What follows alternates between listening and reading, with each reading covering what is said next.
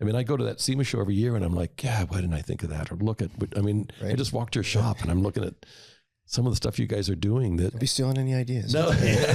I mean, how many 69 Camaros are out there, but you guys still find creative ways to do it, right? Yeah. And 55 Chevy trucks and C10s and all that. And you guys still find something cool and unique to do with them. Have y'all ever thought about, or SEMA itself thought about doing anything on the accreditation side of things with trade schools and a panel, curriculum, advisory board? Yeah. So a couple of things there. And sometimes it can be like boiling the ocean, but again, we're going to try to do this program where lots online and the things you just talked about, HR issues and legal issues and those sorts of things. To be able to have that sort of stuff online is going to be great. But one of the areas we've been playing with is, I don't know how familiar you guys are with the Formula SAE program, where these colleges are building these cool, off-road and small cars to go racing against each other. So we've done it now a couple times where we've brought up to 300 students into the SEMA garages, both Diamond Bar and Detroit. And so we're bringing these students in. And we just did it in Diamond Bar in late March. And we had about 300 students, 20 different colleges coming around. As far as about 300 miles away, they came in. And we did a day. First off, we did some judging on their vehicles. But then we had a bunch of SEMA members come in and talk to them about opportunities in our marketplace. Because these guys are all seniors. I mean, they're smart. They're designing some cool stuff for sure. And they're passionate about the industry. But they can either come to work for somebody like you and be working. We never got the call, though, did we? Yeah. We didn't. I don't. Yeah. No, we got to bring you guys updated numbers. But, number one, we want those guys coming into your businesses, right? And showing them careers and all that. And we talked to them about the fact that they can go to work for Boeing or some other place and work on an airplane hinge for 2 years, or they can come here and, fabricate a chassis within a year or two. So, if you really think about it, and you've got any sort of interest in cars, why wouldn't you want to be in this industry? And we've been pretty successful at placing those students. And is there any type of job placement programs that you guys have? Yeah, we have an online portal where you can look for a job, or you can place your resume for a job. Again, this is it. At times I feel like it's boiling the ocean, but it's an area I'm passionate about. I still go talk to high schools. I think you guys have heard my story, but I came up, through taking auto shop in high school, and I still do a scholarship program to my high school's district. We just did that last week, actually. So I'm pretty passionate about it. But you say it's boiling the ocean. Is that from a staffing bandwidth side of things? Yeah, just the amount of money it takes and the amount of staffing and all that. But I got to tell you, there's so many people like you guys that do it on your own. And I think we can do better there, that we can work with a lot of our manufacturers to say, make sure you go to your local high school and talk to them about career opportunities and all that. And that's an area we could do better at to better inform our members, because so many of us came up through those ranks, right? And so many of us, this industry is just awesome. And there's so many of us that want to give back. There's so many of you guys that want to give back. I'd love to do it. I don't know that my high school would allow me to come back. We'd have to go to a different high school. There's other high schools that I'm sure I can walk in and be maybe influential, but not Deerfield High School.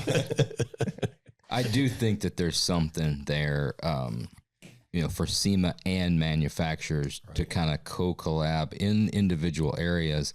And SEMA kind of help with a little bit on the fun side, and then you've got some manufacturers to help on the fun side, but do the heavy lifting, boots on the ground type of work. I think there's something to be said for like that SEMA accreditation or SEMA accredited. Yep. This program has been vetted by the professionals. Yep. It's got a SEMA stamp of approval. You're going to learn the shit you need to learn there. And you graduate and hit these thresholds along that program.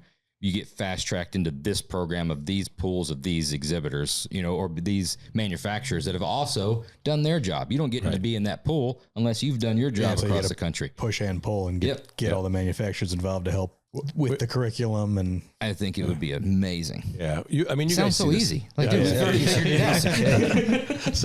it's, you see these topics today. You see the pendulum swing, right? I mean, we're seeing it with EV, and I think it's going to come back around. Forever it was, you got to go to a 4-year college. You got to have a degree. You got to go do whatever. And now you're seeing students that have gone through college and have $120,000, $130,000 in debt. and they're working as a barista at Starbucks, right? Because they took psychology or they took something they really can't use. Stop, my daughter's a junior. Yeah. I know what's coming. Dude, she's not going to get rid of Todd next door. No.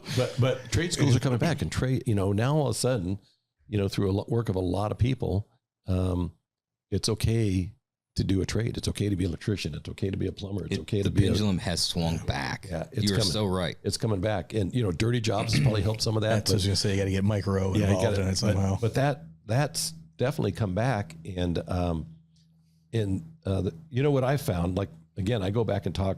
I went to San Gabriel High School in Southern California. San Gabriel High School, Alhambra High School, Marquepo High School are all part of the same district, and they all have auto shops. I went to San Gabriel High, took auto shop there. But those auto shop programs are like 70 years old now. I mean, they've been going on every year, and I speak at them every year. And the kids want to be involved. It's the parents you got to convince. The parents a lot of times are like, they think they're making a bad life choice. Yeah.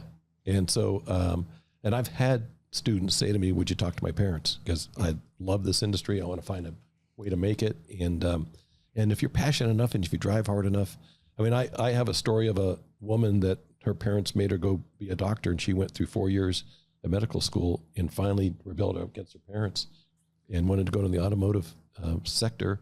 And she's been very successful at it.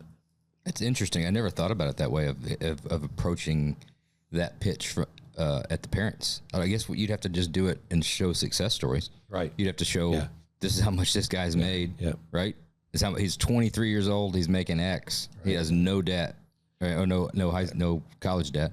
Granted, he spent X on race cars. It's all going. He's got a platinum F350 in a race car. You're not helping my argument. but it's look, if you're passionate about, all of us, right? If you're passionate about what you do, you'll find ways to success. Of course. And if you work hard enough at it, and it's not going to come easy. You can't come into any of this and think you're going to work 8 to 5 days a week or less, and not be a student of the industry. Yeah. But if you put roll up your sleeves and you do something about it, you can be successful in it. I'm convinced of that. We've all seen it. Ah, that's interesting. That's got my wheels turning on, hitting it from that aspect of showing that it's a viable career to the parents. Think it just trades in general. Like if you look at our customer base on the car build side, they're all, very, very successful guys. And just thinking as I'm kind of running through each one of those customers in my head, every single one of them came from some sort of a trade. Yeah, we don't do a lot of car builds for doctors or lawyers or right. No, construction guys. Yeah, they're guys that started as a plumber, started as a framing carpenter, or electrician, welder, finish fabricator. Yeah, every one of there's not one that isn't. Take it from that way. Yeah. Yeah. Go into the trades. You can be a future Roadster Shop customer. It's a completely different way. There's an ad in there somewhere. Right. You guys. So I went creative license. We got to keep the customer base. Yeah, you got some dry cups over here. Yeah, we got to get a little.